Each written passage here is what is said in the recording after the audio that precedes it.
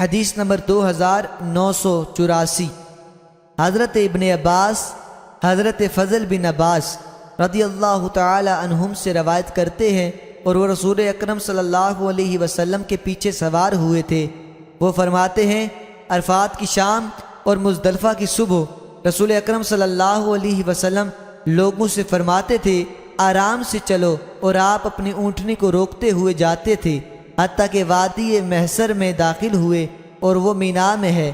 آپ نے فرمایا، جمرہ کو کنکریاں مارنے کے لیے کنکریاں چن لو۔